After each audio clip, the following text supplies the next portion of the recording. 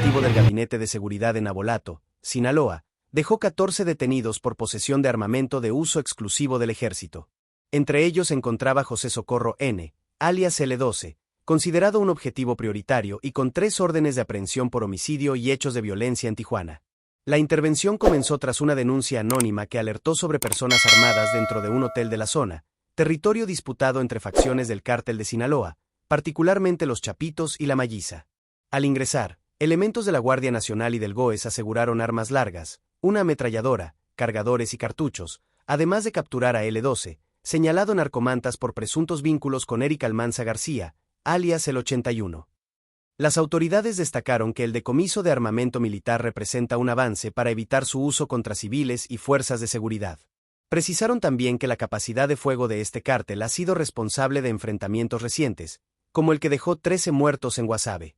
Ese mismo día, en acciones paralelas, fue detenido un civil portando un fusil AK-47 con cargador de disco, y se desmanteló un laboratorio clandestino de metanfetaminas, además de otro punto donde se aseguraron explosivos caseros, armas y marihuana en Badiraguato. La Secretaría de Seguridad Pública de Sinaloa informó que, en conjunto, estos operativos representaron una afectación económica de más de 7.400 millones de pesos al crimen organizado. No olvides suscribirte a Fuerza México. Aquí pasamos las noticias que en otro lado no las ves. La mañana del miércoles comenzó como cualquier otra en Navolato, un municipio que convive todos los días con la sombra del crimen organizado y las tensiones que provoca el permanente choque entre los grupos delictivos y las fuerzas de seguridad.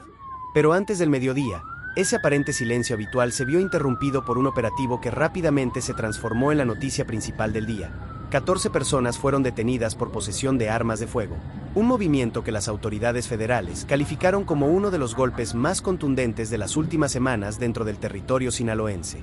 Según confirmó el secretario de Seguridad, Omar García Arfuch, entre los capturados se encontraba José Socorro N., identificado por las instituciones de seguridad como alias L12, un individuo catalogado como objetivo prioritario. Su nombre no es nuevo dentro de los sistemas de inteligencia.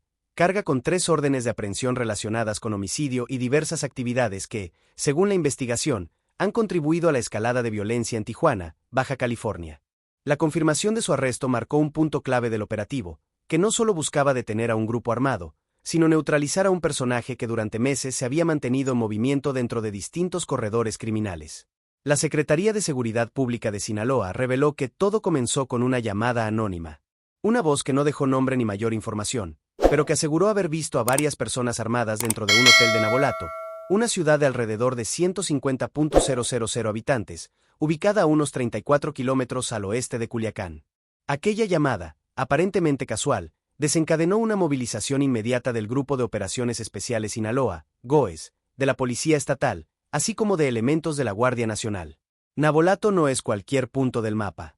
Es una región donde, desde hace años, se libra una pugna interna por el control territorial entre facciones del cártel de Sinaloa. Allí, la conocida división entre los Chapitos, hijos de Joaquín El Chapo Guzmán, y la estructura conocida como la Malliza, ha generado un ambiente de tensión constante. Los movimientos armados, los cambios abruptos en la presencia de grupos, los ajustes de cuentas y las operaciones federales se han convertido en un patrón que los habitantes observan con mezcla de temor y resignación. En mayo pasado, en ese mismo municipio, un operativo terminó con la muerte de Jorge Humberto Figueroa, alias El Perris, uno de los operadores más cercanos a los Chapitos. Su muerte reveló la intensidad del conflicto interno. Navolato, desde entonces, ha permanecido como una zona particularmente vigilada, donde cualquier movimiento irregular deja entrever que algo más grande podría estar ocurriendo. Cuando los agentes llegaron al hotel señalado por la denuncia, encontraron exactamente lo que la llamada había advertido. En el inmueble se alojaba un grupo numeroso de hombres armados. En total, eran 14 individuos, la mayoría mexicanos, pero entre ellos había 2 ciudadanos de Guatemala y 1 de Venezuela, muestra del carácter cada vez más transnacional de las redes criminales que operan en la región. Ninguno opuso resistencia significativa ante la presencia de los uniformados. La sorpresa del operativo jugó a favor de las fuerzas de seguridad. El arsenal confiscado reflejaba la magnitud del grupo: 13 armas largas, una ametralladora, así como múltiples cargadores y cartuchos para fusiles de uso exclusivo del ejército. Se trataba, según reportes iniciales, de armamento propio de grupos que no solo buscan defenderse, sino también tener la capacidad de acometer ataques coordinados. Las autoridades señalaron que este tipo de armas, en manos de organizaciones criminales, se traduce en un riesgo directo para poblaciones enteras. En zonas rurales y urbanas por igual, la presencia de este equipamiento ha sido el detonante de enfrentamientos que en ocasiones escalan a niveles de conflicto prácticamente militar. Tras el aseguramiento del inmueble, Arfuch confirmó que entre los capturados estaba, efectivamente, L-12, el objetivo más relevante del operativo. Su detención fue inmediatamente destacada en redes sociales oficiales. El funcionario describió al detenido como un individuo con 3 órdenes de aprehensión vigentes, todas relacionadas con homicidios y actividades que han detonado repuntes de violencia en distintas zonas de Tijuana. La figura de L-12 había cobrado notoriedad en septiembre, cuando su nombre apareció en una narcomanta colocada en la capital de Baja California. En ese mensaje se le acusaba de trabajar para Eric Almanza García, alias el 81, llevando a cabo asesinatos, extorsiones, secuestros y robos. Aunque las autoridades no confirmaron públicamente la relación señalada en el mensaje, sí ratificaron que el detenido formaba parte de una estructura con presencia activa en Baja California. La lectura institucional del operativo fue contundente. Arfuch escribió que estos resultados son parte de un esfuerzo permanente del Gobierno de México para frenar a los grupos criminales e impedir que sigan afectando la seguridad de las comunidades. El decomiso del armamento fue otro punto de relevancia. Con la incautación de armas de uso militar, evitamos su utilización contra la población y contra las autoridades, señaló el secretario. Este pronunciamiento cobra sentido cuando se revisa lo ocurrido en otros puntos del estado. La capacidad armamentística del cártel de Sinaloa ha sido protagonista de enfrentamientos extremadamente violentos, como el que terminó, hace apenas unas semanas, con 13 muertos en Guasave, a unos 60 kilómetros de Los Mochis. El mismo día del operativo en Navolato, ocurrió un hecho más que reforzó la jornada de trabajo del Grupo Interinstitucional de Seguridad del Estado. En otra acción separada, agentes capturaron a un civil en posesión de un fusil AK-47 equipado con un cargador de disco que contenía 64 cartuchos. Ese tipo de cargadores permite disparar una cantidad considerable de municiones sin necesidad de recargar, convirtiéndose en instrumentos sumamente peligrosos en manos del crimen organizado. Pero los golpes del día no terminaron allí. En una operación distinta, realizada en Badiraguato, las autoridades informaron del desmantelamiento de un laboratorio clandestino de metanfetaminas. En ese mismo punto aseguraron armas, explosivos caseros y marihuana, subrayando que la estructura funcionaba como un punto clave dentro de las cadenas de producción de drogas sintéticas en la región. Según el comunicado emitido por la Secretaría de Seguridad Pública de Sinaloa, la afectación económica generada al narcotráfico con estas acciones alcanzó un total estimado de 7.469 millones de pesos. La cifra no solo revela el valor del laboratorio, sino la magnitud del negocio ilícito que opera en la zona. Cada instalación clandestina encontrada representa un golpe a una red mayor que se mantiene activa porque depende de múltiples laboratorios dispersos, rutas de transporte, insumos químicos, operadores locales y enlaces internacionales. Desmantelar uno de ellos es afectar una pieza crucial, pero no es suficiente para desarmar toda la estructura. Todo lo ocurrido en esta jornada confirma una tendencia que especialistas en seguridad vienen advirtiendo desde hace años: la evolución constante de los grupos criminales en Sinaloa, su diversificación en actividades delictivas y la manera en que se desplazan entre municipios para evitar ser detectados. Las detenciones del día, aun siendo significativas, son apenas una ventana a un entramado mayor que opera diariamente bajo distintos niveles de organización. La captura de L-12, combinada con el decomiso del armamento y la destrucción de laboratorios clandestinos, representa, desde la perspectiva institucional, un conjunto de acciones estratégicas destinadas a debilitar distintas células. Sin embargo, el desafío principal continúa siendo la reorganización casi inmediata que estos grupos suelen lograr después de cada golpe.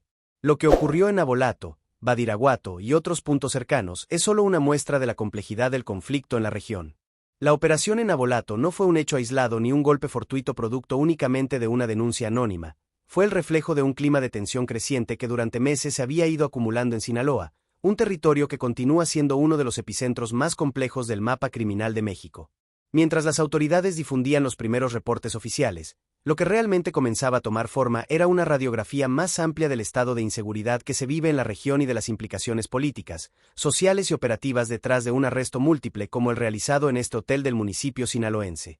Los informes preliminares del Gabinete de Seguridad detallaron que los detenidos cargaban consigo armamento de grado militar, una característica que, aunque lamentablemente común en zonas dominadas por el narcotráfico, pone en evidencia una realidad alarmante. Los grupos criminales mantienen la capacidad de adquirir, traficar y operar armas cuyo uso debería estar restringido exclusivamente a instituciones castrenses. La presencia de fusiles de asalto, rifles largos y una ametralladora no únicamente describe una colección de objetos decomisados, sino que exhibe la potencia de fuego que estas células tienen para enfrentar fuerzas del Estado e incluso para someter comunidades enteras. El secretario de Seguridad, Omar García Harfuch, subrayó la relevancia del arresto de José Socorro N., alias L12, cuya figura había ganado notoriedad en Baja California por su relación con homicidios violentos y hechos de alto impacto en Tijuana. La captura de un individuo señalado como un objetivo prioritario es, en términos institucionales, un triunfo significativo. Sin embargo, también revela la dimensión de la estructura criminal que se mueve entre entidades federativas y que opera a través de conexiones que se extienden más allá de las fronteras estatales. Para comprender la magnitud de su detención, basta recordar que su nombre apareció en una narcomanta colocada públicamente en septiembre, un método utilizado históricamente por organizaciones delictivas para enviar mensajes internos y externos, ya sea para intimidar, marcar territorios o señalar traiciones. Que un presunto operador apareciera mencionado en uno de estos mensajes confirma su relevancia dentro de dinámicas criminales que suelen mantenerse en la sombra. Las acusaciones que se le atribuían, extorsiones, secuestros, robos y asesinatos, dan un vistazo claro del tipo de actividades que sostienen financieramente a estos grupos. Por otra parte, la participación de extranjeros, 2 guatemaltecos y un venezolano, dentro del grupo detenido en el hotel es un elemento que abre cuestionamientos más profundos sobre la integración de células criminales transnacionales. Aunque no se proporcionaron más detalles sobre su rol específico, su presencia refuerza una tendencia que en años recientes ha comenzado a ser más visible: la incorporación de personas migrantes o movilizadas desde otros países en redes criminales del narcotráfico mexicano, ya sea como mano de obra forzada, colaboradores subordinados o integrantes reclutados bajo amenazas o incentivos económicos. El punto geográfico del operativo también es revelador. Navolato, ubicado apenas a unos kilómetros de Culiacán, ha sido durante mucho tiempo una zona donde se entrelazan disputas internas del cártel de Sinaloa. Las fracturas entre el grupo de los Chapitos y la facción conocida como la Malliza han provocado una serie de episodios violentos que han dejado una marca profunda en la región. Lo sucedido en mayo, cuando las autoridades abatieron a Jorge Humberto Figueroa, alias El Perris, un operador clave de los hijos de Joaquín El Chapo Guzmán, fue un recordatorio contundente de las batallas internas que siguen activas en el cártel. Este contexto territorial explica también por qué los operativos en Sinaloa no suelen ser eventos aislados. Cada detención, cada decomiso, cada despliegue de fuerzas federales se transforma automáticamente en un movimiento dentro de un tablero más amplio, donde las alianzas, las confrontaciones internas y los intereses económicos se reorganizan constantemente. La declaración de García Harfuch sobre la importancia del aseguramiento de las armas no puede verse como una frase protocolaria. En regiones donde los grupos criminales han mostrado una capacidad armamentística comparable a la de pequeñas unidades militares, cada arma retirada de circulación representa la prevención de futuros enfrentamientos. Basta recordar que, recientemente, un choque entre fuerzas del Estado y grupos del crimen organizado en Guasave dejó 13 fallecidos, un saldo que ilustra crudamente la capacidad destructiva de estas organizaciones. Ese mismo día, mientras la atención mediática se concentraba en el operativo de Navolato, el Grupo Interinstitucional de Seguridad del Estado lograba la captura de un individuo armado con un fusil AK-47 equipado con un cargador de disco con capacidad para 64 cartuchos. Este tipo de cargadores, diseñados para fuego continuo y sostenido, no solo incrementan la letalidad del arma, sino que también simbolizan el nivel de equipamiento que circula en manos de civiles dedicados a actividades ilícitas. Simultáneamente, las instituciones de seguridad reportaron el desmantelamiento de un laboratorio clandestino de metanfetaminas y el decomiso de explosivos caseros y marihuana en Badiraguato. Aunque estos aseguramientos ocurrieron en sitios distintos, la coincidencia temporal coloca al Estado en una postura de mayor presencia operacional, enviando un mensaje de presión constante hacia los grupos criminales. La Secretaría de Seguridad Pública de Sinaloa señaló que la afectación económica para la delincuencia organizada ascendía a más de 7.469 millones de pesos. Estas cifras, además de reflejar el valor monetario atribuido a los bienes decomisados, evidencian el impacto en una de las fuentes principales de financiamiento del narcotráfico, la producción y distribución de drogas sintéticas. La fabricación clandestina de metanfetaminas, especialmente en zonas montañosas del norte del país, se ha consolidado como un negocio millonario para diversas organizaciones criminales que utilizan territorios rurales como espacios estratégicos para operar lejos de centros poblados, pero lo suficientemente cerca para distribuir sus productos hacia rutas comerciales.